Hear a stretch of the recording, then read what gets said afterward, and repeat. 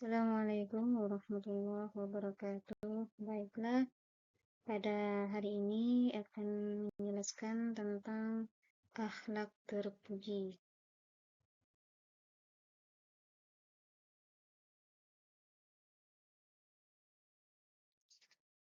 Akhlak terpuji yang pertama adalah taat kepada Allah Subhanahu wa taala, di mana yang dimaksud dengan taat kepada Allah Subhanahu wa taala adalah Tuhan yang wajib disembah seluruh makhluk yang ada di dunia bumi ini.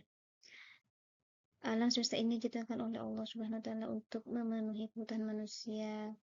Tanaman yang beraneka ragam, beraneka warna, berbagai macam buah-buahan, dan semua hewan dan lingkungan ini diperuntukkan bagi manusia. Perintah Allah Subhanahu wa taala terhadap manusia sungguh tiada terhingga. Allah menulis segala yang kita minta, bahkan yang tidak kita minta pun Allah telah memenuhinya. Misalnya ketika kita ada dalam kandungan seorang ibu, Allah melengkapi kita dengan panca indera, baik itu dari telinga, mulut, hidung, mata, dan lain sebagainya. Itu semua adalah pemberian dari Allah Subhanahu wa taala. Meskipun kita tidak bisa memintanya pada saat itu, tetapi Allah memberikannya kepada kita secara langsung. Bagaimana caranya kita taat kepada Allah Subhanahu wa taala? Yang pertama, melaksanakan sholat di awal waktu. Lebih baiknya jika sholat tersebut dilaksanakan dengan cara berjamaah, karena dengan berjamaah mendapatkan 27 derajat daripada sholat sendirian. Yang kedua, menjalankan puasa yang wajib, yaitu di bulan Ramadan ataupun puasa-puasa sunnah. Yang ketiga adalah berinfak, bersedekah, dan menunaikan zakat, seperti zakat fitrah, karena zakat fitrah itu termasuk zakat untuk diri sendiri, untuk urusan diri sendiri. Yang keempat, berperilaku Islam sesuai dengan tuntunan Allah dan Rasulullah, yaitu dengan cara berpakaian yang islami, bertutur kata yang baik, agar kita tetap beriman kepada Allah Subhanahu wa taala. Beriman yang kedua adalah taat kepada Rasulullah Shallallahu Alaihi Wasallam. Taat kepada Rasulullah berarti mengikuti semua ajaran yang dibawanya, yaitu ajaran agama Islam. Semua Rasul yang diutus ke dunia ini oleh Allah SWT membawa risalah agama Islam. Setelah meyakini ajarannya, maka kita wajib mengikuti dan mengamalkannya.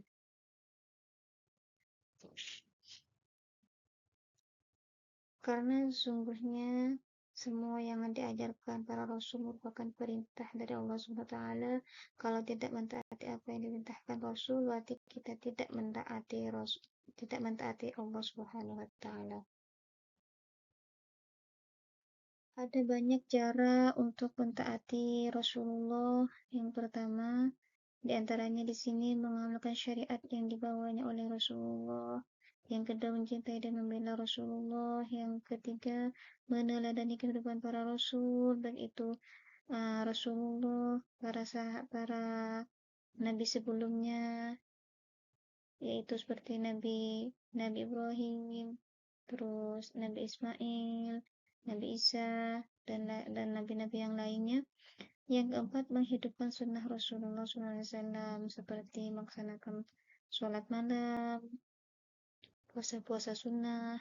Itu namanya menghidupkan sunnah-sunnah Rasulullah.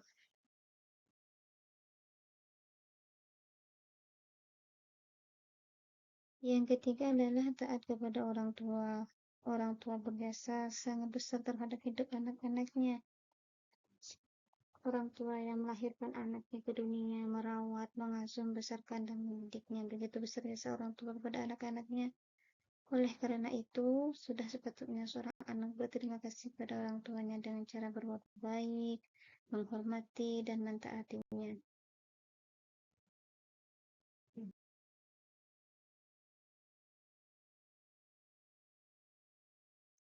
Sebagaimana Allah Subhanahu wa taala berfirman di dalam surat Isra ayat 23, A'udzu billahi minasyaitonir rajim.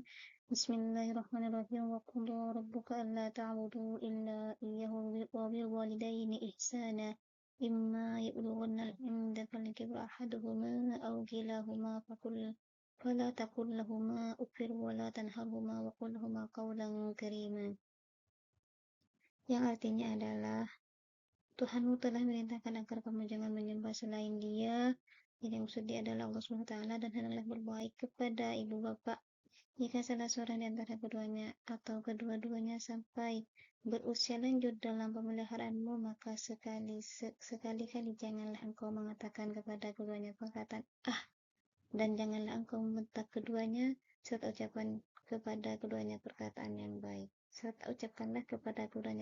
yang baik.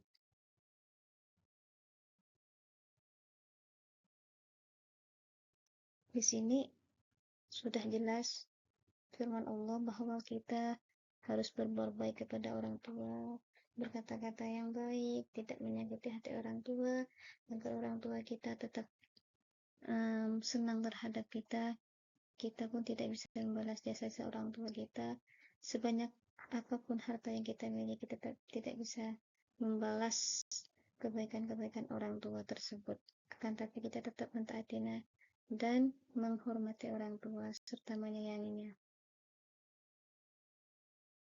Di sini ada beberapa cara menghormati orang tua, diantaranya menuruti perintahnya selama tidak bertentangan dengan agama, yaitu jika orang tua kita yang Islam, kita tetap menghormati, menyayanginya, bukan tetapi kita tidak bisa mengikuti ajaran dari non-Islam tersebut, kan tapi tetap menghormati dan menyayangi orang tua. Yang kedua adalah berbicara yang sopan agar orang tua tidak merasa tersakiti dengan pembicaraan kita. Yang ketiga adalah hanya berdoa untuk keselamatan orang tua, baik keselamatan dunia maupun keselamatan di akhirat kelak.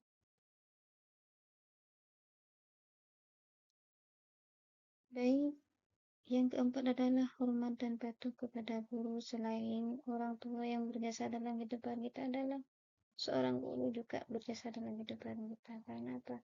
Manusia yang sangat besar dalam kehidupan kita adalah seorang guru. Kehadiran guru membuat kita menjadi anak yang pintar, menjadi orang yang tahu tentang ilmu, baik itu ilmu agama, baik itu ilmu yang umum. Karena itulah kita harus patuh terhadap guru dan hormat kepada guru. Guru merupakan istilah seperti ini, guru adalah pahlawan tanpa jasa. Guru hanya memberikan ilmu tapi tidak pernah minta imbalan dari kita. Guru adalah yang ingin selalu anak-anak didiknya menjadi anak yang soleh dan soleha, serta mendapatkan ilmu yang bermanfaat baik di dunia maupun di akhirat, agar anak tersebut menjadi orang yang sukses di dunia dan juga di akhirat. Di sini beberapa ciri dan sikap patuh terhadap guru. Yang pertama adalah sopan santun. Sopan santun merupakan yang harus diwujudkan dengan sikap yang baik terhadapnya. Dengan beberapa sopan santun, guru adalah orang yang telah mendidik sekaligus mengajari kita dengan berbagai ilmu yang sangat berguna bagi kehidupan kita dan masa depan kita semua. Hormatilah guru sebagaimana menghormati kedua orang tua kita. Berdirilah menyambutnya jika guru kita datang. Tidak boleh mendengar dan memutuskan pembicaraannya guru. Memberikan salam dan menjabat tangan setiap hari di sekolah dan menghadapinya dengan wajah tersenyum. Yang kedua adalah menghargai. Menghargai guru adalah pahlawan tanpa jasa. Berkat jasa dan pengorbanannya, kita bisa membaca, bisa menghitung, dan bisa mengenal dunia sekeliling kita. Oleh karena itu, kita ini wajib menghargai guru. Salah satu cara menghargai guru adalah dengan mendengarkan semua perkataan dan mengerjakan semua tugas dan tidak melupakannya, walaupun kita telah keluar dari sekolah ataupun seorang guru tidak mengajari kita lagi. Yang ketiga adalah taat. Anak yang beradab adalah anak yang memiliki ketaatan yang tinggi terhadap gurunya. Ketaatan ini dapat diwujudkan dengan memenuhi segala nasihat yang diberikan dan menjauhi segala yang dilarangannya. Ketaatan tersebut dilakukan dengan ikhlas bukan karena takut hukuman dari seorang guru. Di sini ada beberapa manfaat kalau kita patuh terhadap guru. Yang pertama adalah mendapatkan pahala dari Allah Subhanahu wa taala. Yang kedua, memperoleh ilmu yang barokah. Yang ketiga dan tidak melupakan kebaikan-kebaikan guru. Selain itu, kita insya Allah jadi anak yang soleh dan juga disenangi banyak orang. Terus tidak melupakan kebaikan-kebaikan guru yang telah guru berikan kepada kita. Kita harus mengingatnya, kita harus menghormatinya, dan kita harus mentaati guru.